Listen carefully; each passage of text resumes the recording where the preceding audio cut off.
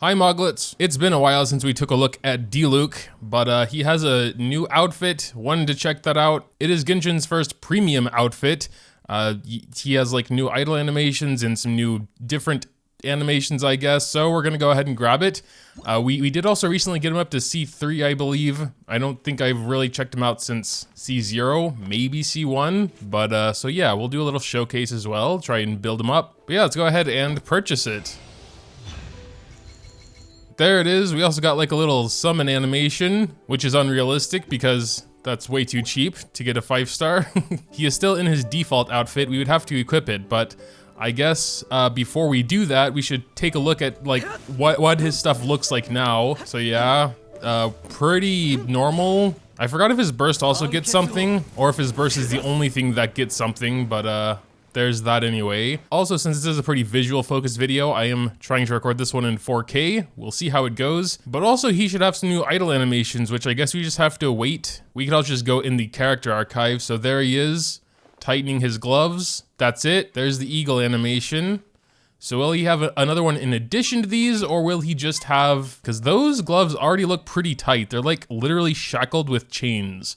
I don't see why you would ever need to tighten those, but the outfit itself, I like it actually. The red is a nice complement to his generally more black color scheme. So I think the outfit overall looks nice.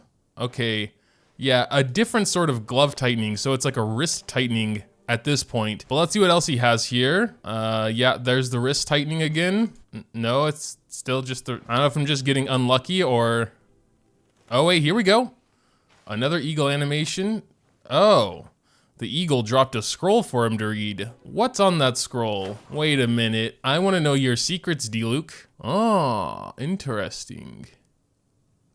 I don't think those are human letters, but all right. So 2 new idle animations which replace the 2 old idle animations. Out here it actually looks even nicer, I gotta say. The little things trailing on his back, the little like torn up cape looking stuff.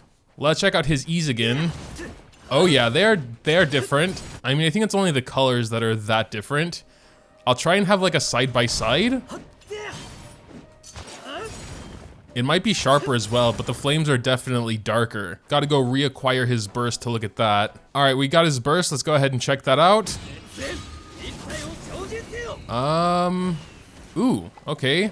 Definitely a little different. Also with these darker flames, I don't think the eagle beforehand did that swoop up at the end. So that was really cool. Overall, I think the visual changes are nice. If the new idle animations and the new look to his stuff is worth the premium tag, and of course the increased price, I would say absolutely it is. So the normal outfits are $16.80. Diluc's outfit out of sale would be $24.80. So it is an extra 800 Genesis crystals. I do think it's justified though, mainly for the visuals. I would say his idle animations, I don't know how many people just like stare at their character until they do an idle animation and like appreciate it, honestly. Whether outfits in general are worth it though, that definitely comes down more to the person. Some value aesthetics over power, and that's totally valid. The sort of issue is these are for money outfits. It's Genesis crystals, so you have to assume, you know, people who are playing, I don't know, 3 months from now and are thinking about getting Diluc skin, it's not going to be on sale anymore. It's going to be $24.80, which if you're being as efficient as possible, it would be 1 of the 30 packs and 4 of the $1 packs, bringing your total up to $33.95. Honestly, if I wasn't planning on showcasing it, I personally would have not purchased this skin, but that's just because I don't really play with Diluc. If I was a Diluc main though, probably would have bought it without hesitation because it really does look nice, and the extra effects. I didn't notice at first, but his hair also gets changed. He has a low ponytail here and a high ponytail here. I actually really like the high ponytail, honestly. I mean, I feel like it's maybe more feminine, but I don't know. I mean, I think it looks nice. So with that being said, let's go ahead and get him up to C3. I hadn't done this before. That is Searing Onslaught, which I believe is his E skill, which is fine. His talents aren't super high at 7-10-7. I think he was one of my earliest god modes, so I didn't have like super strict requirements like I do now, but I don't think I even called it a god mode back then.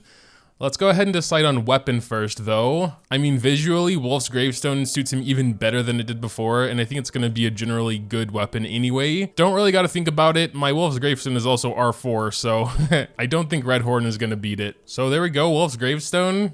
God, it suits him so well. I mean, it suits his normal outfit as well, but as well? Nope, definitely not. It suits the new outfit way better, but it still looks good on default outfit. That looks so slick. It's almost as if they designed his outfit around Wolf's gravestone. Artifact-wise, probably just gonna go good old Crimson Witch. Don't know if there's a better set in the meantime. Generally good pyro set though, so whatever. With Wolf's Gravestone, we're getting attack percent instead of crit, so I don't know how the stats are gonna, yeah, that's what I kind of figured. Super high crit, no crit damage. I mean, that's a decently easy fix. I think we do have a crit damage circlet. Personally, I like a 1-to-2 ratio, so 61 to 147 is fine. I would prefer more crit in that case. Well, actually the goblet he had on had a massive amount of crit rate, so I don't think that's gonna help that much.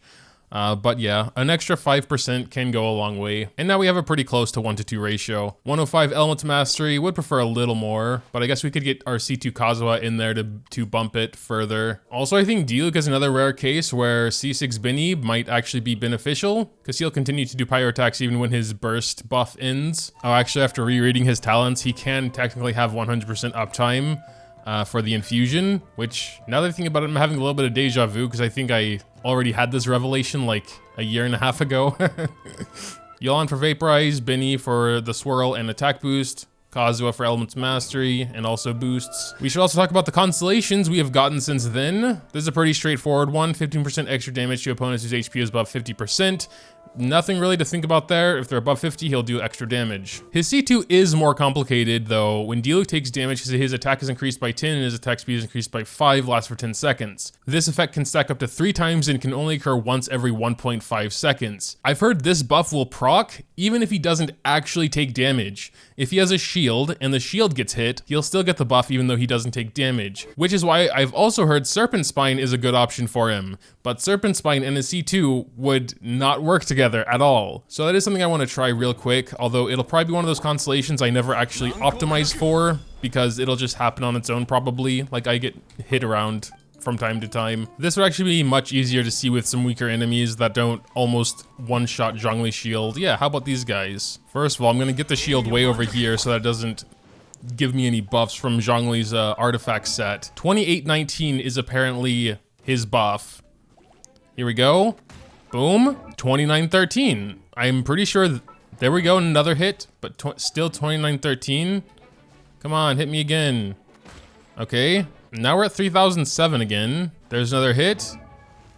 3102. That definitely lines up with a 10% attack increase because you can see his base attack is nearly 1,000, but not quite 1,000. And we went from 3007 to 3102. So yeah, 10%, which means this constellation works even though he doesn't actually take damage. And that's good to know because honestly, most of the time I do have Zhongli. His attack speed should also get increased. So let's, I don't know, take a look at that real quick. Yeah, I mean, that does look faster. Oh yeah, okay. Also, like, being on fire should probably also keep that buff active because he is taking damage and even if it were to be through the shield, that should also work. Yep, there we go. That's like 3 procs. He's not back up to max though. Okay, yeah, there's a 1.5 second cooldown on it. So even though we actually got hit 3 times, it's probably hitting me like once per second. So it needs a little bit more, but as you can see, we are back up to max. Very cool. And his C3, of course, is just a bump for his Searing Onslaught here. At level 10 here, the multipliers are okay, I suppose, considering he can do that pretty quickly. It's just after seeing Hazo's multipliers, nothing can really compare to that. Maybe like Mona Burst or something, or Ito's Bull is pretty nice too. But all right, yeah, first I want to actually start with the team I was going to start with in the first place, which is Yelan here. See how that works out really. Let's just give it a look-see, I guess. Let me just do his burst. All right, that should be Pyro Swirled. And now here we go.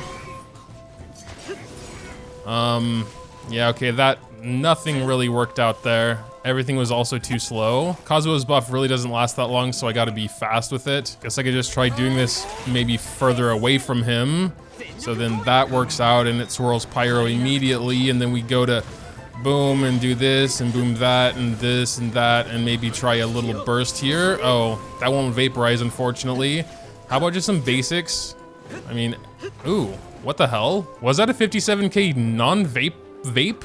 If that was a non-vape, that's actually insane. All right, let's try a slightly different team. We're gonna go Yelan and Mona. I might just be dumb, but it's like really hard for me to get the Kazuha stuff to work out consistently. Swirling the right element and doing everything before the buffs are gone, it's, yeah. All right, I think we're more or less ready to give it a try here. Yeah, we're just gonna, I don't know, let's start with the burst. All right, we got a 22k non-crit. Let's do some charge attacks. Oh wait, that doesn't work with Yelan burst. He has a talent that kind of buffs his charge attacks. Well, not really. They just cost less stamina and he can do it longer. Oh yeah, Masanori has like a really big poise stuff though. I don't know, yeah, like I can't even break the thing. It broke on its own now. And we got a 49 there. All right, let's try someone else. Got a little bit of resin to use anyway. Maybe we have our weekly bosses. Let's try Shogun, which is also gonna be a little hard without having Electro. All right, here we go. Let's see what we can do in the first part of it here. We are gonna start with the burst again, which missed because she's teleporting everywhere. How annoyingly. Oh, there we go. 61k. All right, that was pretty sick. Let's try another Mona burst, but also I guess a Yelan burst here. Let's see if we can break. Okay, let's do a burst.